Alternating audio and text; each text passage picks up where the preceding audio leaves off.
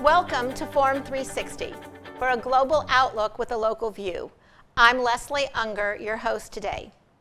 My dad was a member of the Greatest Generation. When Pearl Harbor was attacked, he was a senior at Ohio State, the Ohio State University.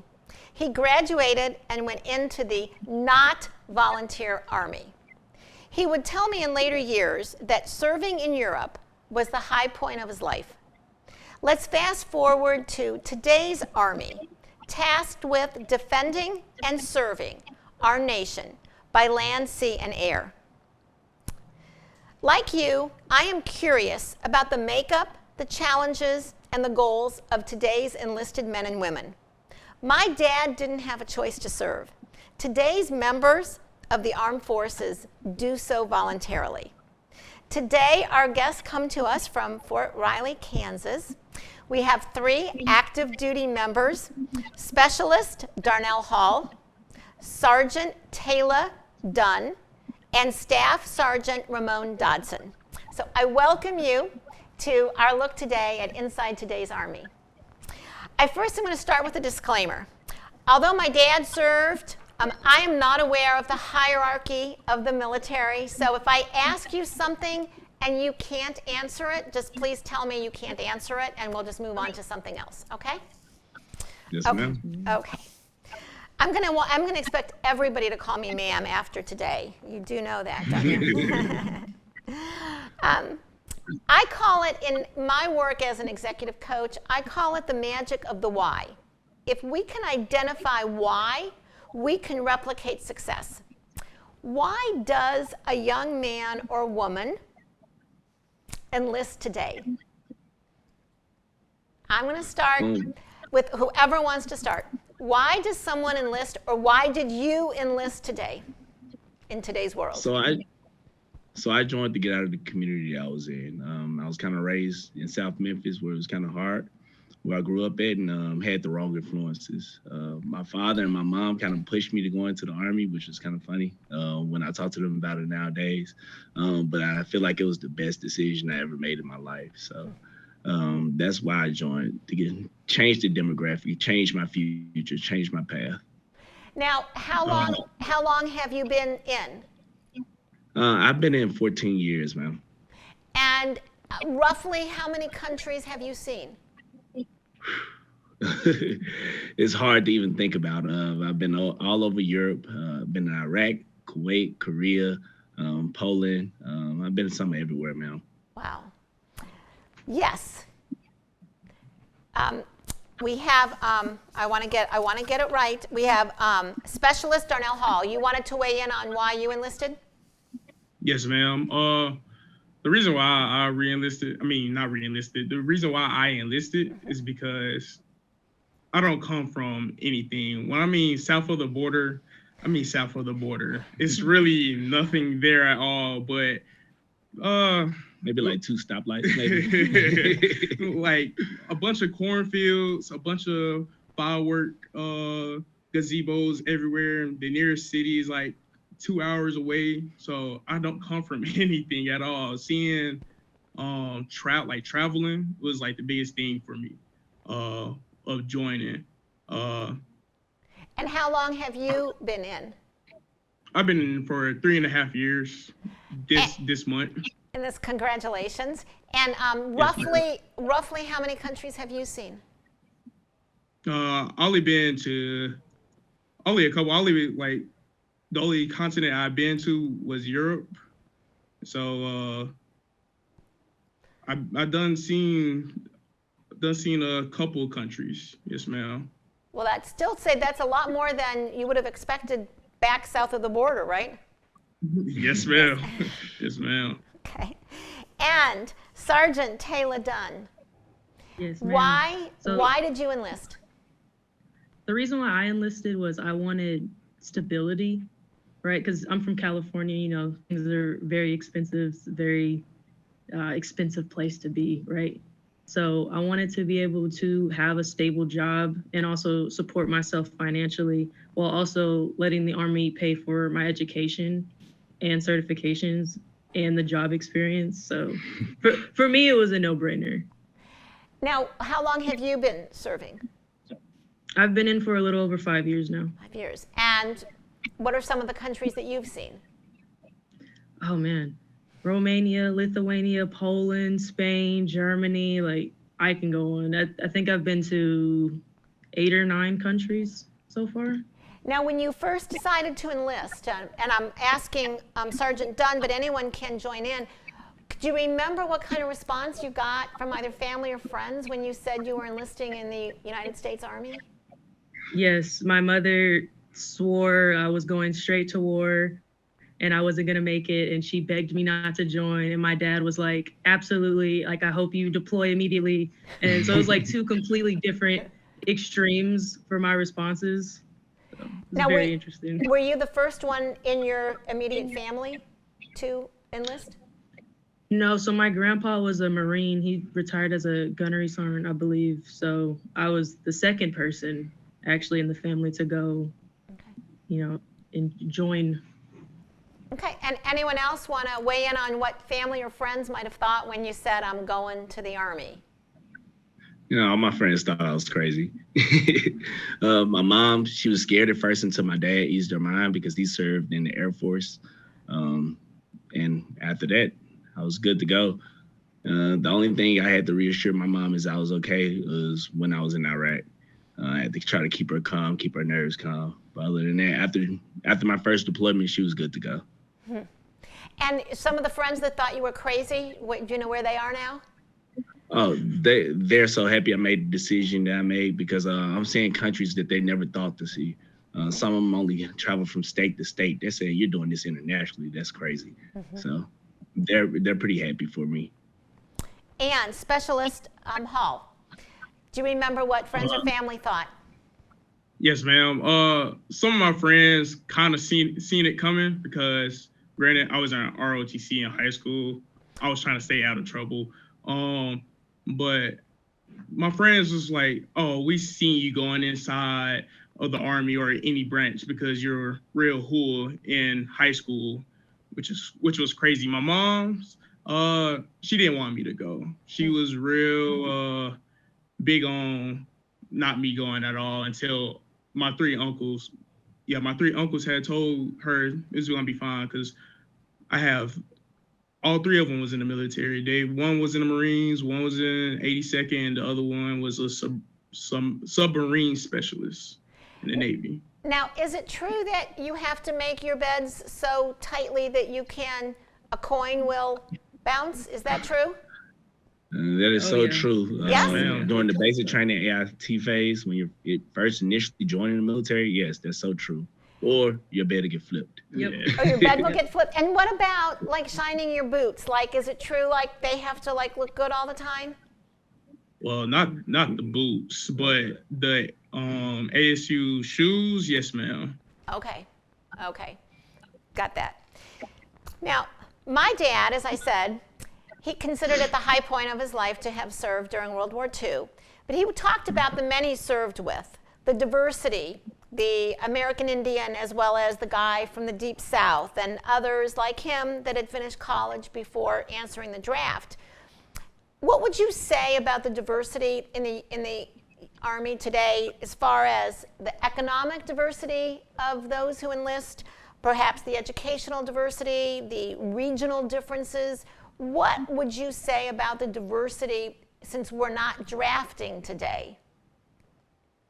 It's very diverse. Now I have friends that I never thought I'd probably talk to, especially coming from where I came from. I never thought I'd talk to in my life. And now I look to my left and my right, I have different types of brothers and sisters, not just For example, black. Someone that you thought you would never talk to. Like I probably not thought I'd never have a friend that's from Germany or from Europe that I can actually call on whenever I go over there and I have somewhere to stay. Mm-hmm. Okay. Anyone else want to weigh in on the diversity in today's Army? Yeah, I'll weigh in. Honestly, the Army's such a huge melting pot. And like you were saying, with the different, or meeting people from different backgrounds and like ergonomic groups, it's such an experience, because I didn't think I would be friends with anyone like across the country, especially from the South. You know, again, I'm from the West. I didn't know anyone from the South. So hearing their accents in real life, like I thought it was only in the movies that they talk like that, you know, but just knowing how, you know, they came up and how they were raised and how, you know, some of us have the same struggles. Like it's something that you carry with you and something you don't forget. Today's military is much more integrated along gender lines than at any time in history. Women are no longer excluded, as you know, from combat mission, from their pilots and vehicle drivers and mechanics. But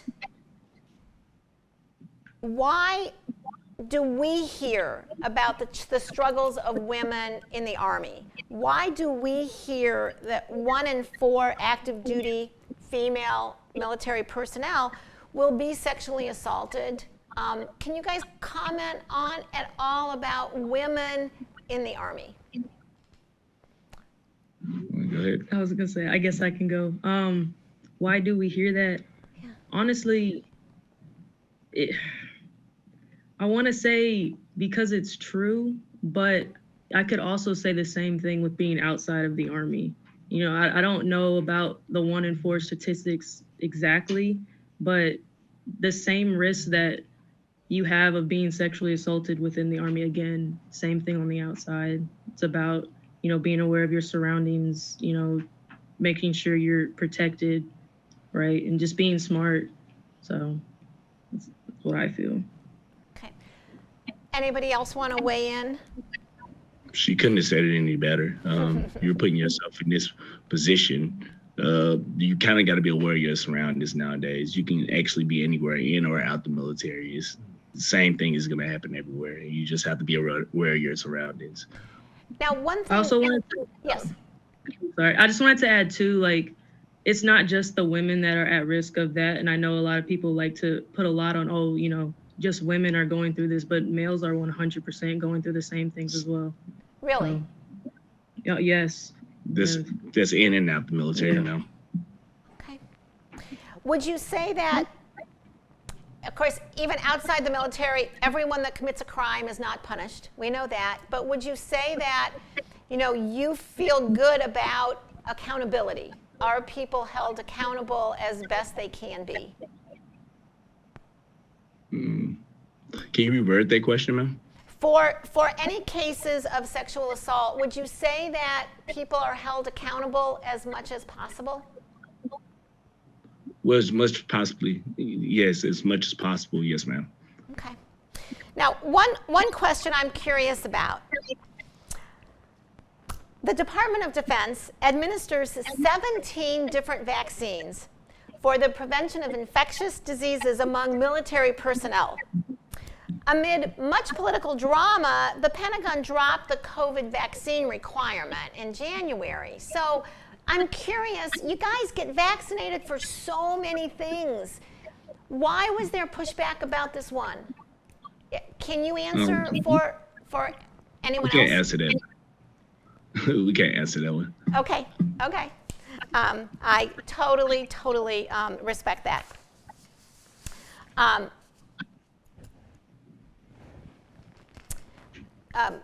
Wait a minute, there was one question I just skipped over. Let me just go find it. Here we go.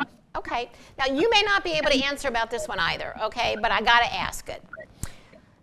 The withdrawing from Afghanistan, I imagine that there were a lot of lessons learned in that and a lot of moving pieces between the White House and the military and intelligence and the Pentagon. Are you able at all to talk about any lessons learned from the withdrawal from Afghanistan? Yeah, we can't talk about that either, ma'am. Okay. I'm sorry. No, you're okay. I'll keep trying. That's okay. I'm gonna make this a full flush or whatever. I don't play poker. But first, let me reintroduce each of you. Today we are talking about Inside Today's Army. We have Sergeant Tayla Dunn, Staff Sergeant Ramone Dodson, and Specialist Darnell Hall. So thank you for joining us today. As I said, I'm gonna do like a hat trick. I'm probably gonna get the same answer, but I'm gonna try. I'm curious, nearly 1 in 5 people charged with involvement in the attack on the U.S. Capitol appear to have had a military history. Are you able to help us understand that at all? No, ma'am. Okay. I get it. I totally get it. That is okay. Now, how about this? I bet you can answer this. We don't have a draft anymore. In Israel, you know, everyone serves in some way. At 18, they may not go to the military. They may opt to do some kind of national service where they may work with children. They may, you know, teach in some way, but they do some kind of national service. From your perspective, can you talk at all about your thoughts on a 1 or 2 year mandatory, some kind of national service for every American at roughly the age of 18? I actually kind of can elaborate on that one a little bit. I do feel like just learning the portion of accountability and respect and like just a little bit of discipline. I feel like young kids coming straight out of high school should do like a year or 2 in the military just to go ahead and set themselves up for success in the future. And that's my opinion. Mm-hmm. Yeah. Now, obviously I did not serve, but I can certainly see the value of a national service in some way. Anyone else want to weigh in on that? I personally don't think it's a good idea. Okay. Only because what we stand for, like we pride ourselves on being a volunteer-only Army, right?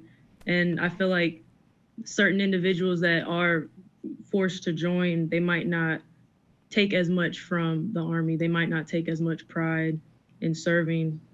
So, okay. Volunteer. Okay.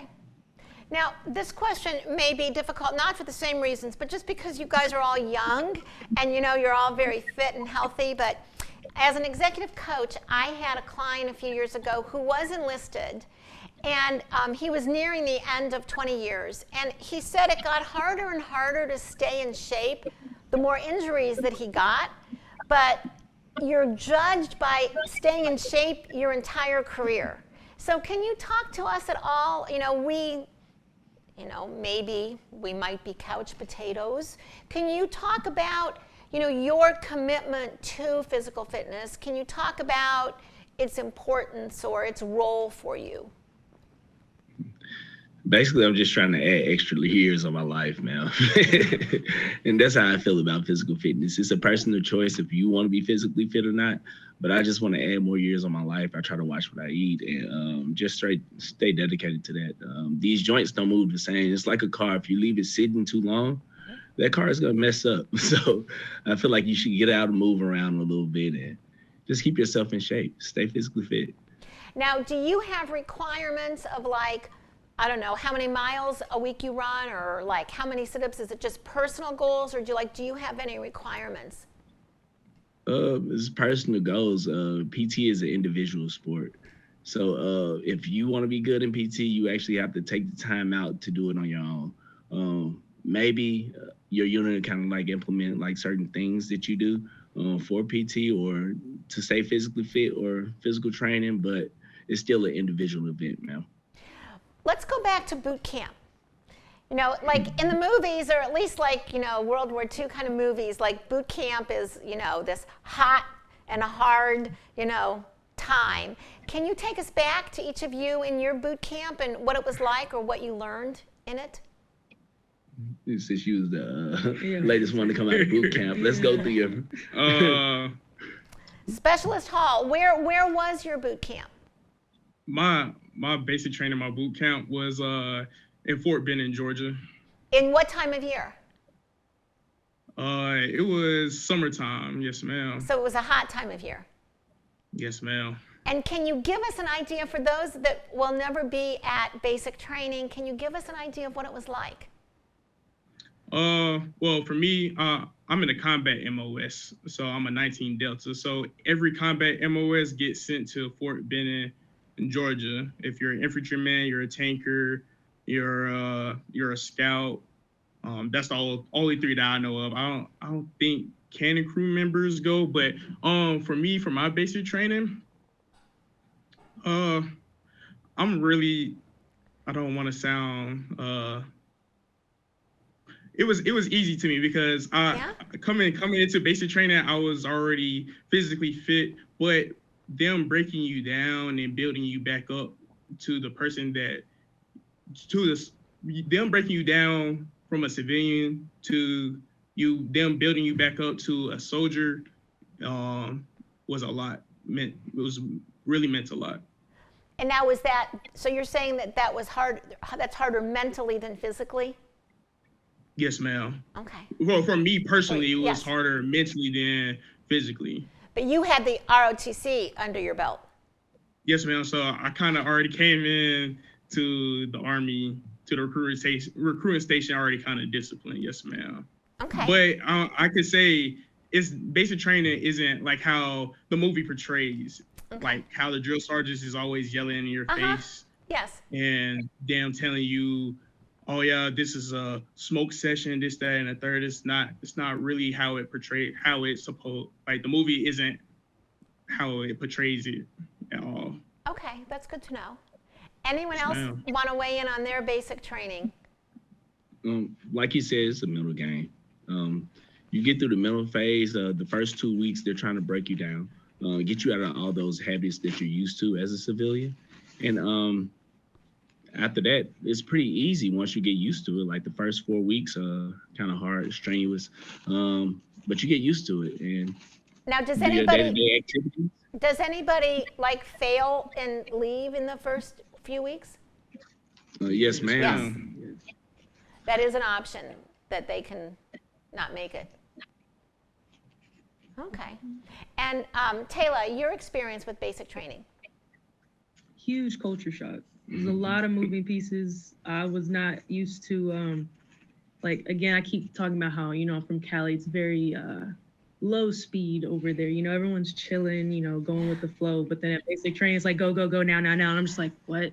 But it was great. Honestly, I had a lot of fun in basic training because I got to push myself and I did things I never thought I'd be able to mentally accomplish, physically accomplish. Can you give us an example of something? Yeah, absolutely. I am terrified of heights. I am terrified of heights. And there was one event, it was, what's that tower called? Victory Tower? Victory Tower. There's this Victory Tower, and I forgot how many hundreds of feet tall it is. Maybe not even hundreds of feet. It felt like hundreds of feet to me. And you have to rappel down it. And you look over and it's just straight down. And I didn't think I was going to be able to do it, but I did it. And the confidence you feel after that, you feel like you can do anything. And then it's like a snowball effect. Once you've accomplished this thing, then the other thing's easier. Then you keep doing this and doing that. And then before you know it, you're graduating and you've accomplished all these things that no one ever thought you can do. And where was your basic training at? It was at Fort Jackson. And that is where? In South Carolina. South Carolina. Oh, another South. Okay. Yeah. So, got South it. Carolina, man. Now, for any of you, if we met the 5-year-old you, what would you have said you wanted to be when you grew up? Oh, man. That's a tough one. I wanted to be 3 things. I wanted to be a rock star, astronaut, dentist. So, yeah, I didn't think I'd be here. Well, astronaut, you might be close. Anybody else remember? Yeah, I would say close.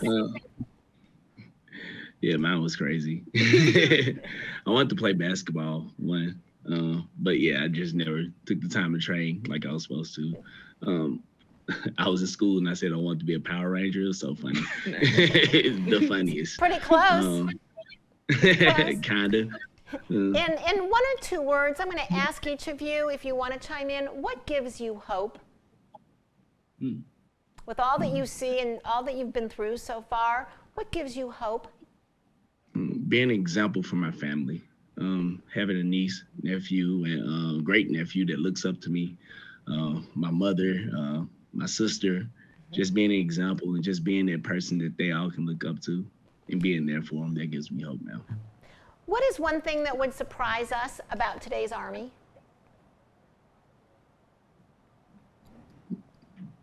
How diverse it is, I can say. Okay. how diverse it is. What is one thing that would surprise us about today's young people? How technology savvy they are. Very technology savvy. Yes, yes. What is one thing that you would want someone listening or watching to this show to know about today's Army or about the volunteers in the Army? One thing. It's not as bad as you think it is. Do your research. It's not. All the shticks that comes from the military, it's not true at all. It's really like the young people that watch TikTok and stuff. TikTok is a huge Stay off Army influence. TikTok. Yes. The next time you watch the news and you hear something happening halfway around the world, there's a good chance our military was or will be involved. They are tasked with defending and serving our nation by land, air, and sea. I asked our guests today what gives them hope. Our guests today give us hope for our future and the world these next generations will inherit and protect. I'm Leslie Unger. Thank you for joining us on Forum 360. Forum 360 is brought to you by John S. and James L. Knight Foundation, the Akron Community Foundation, Hudson Community Television, the Rubber City Radio Group, Shaw Jewish Community Center of Akron, Blue Green, Electric Impulse Communications, and Forum 360 supporters.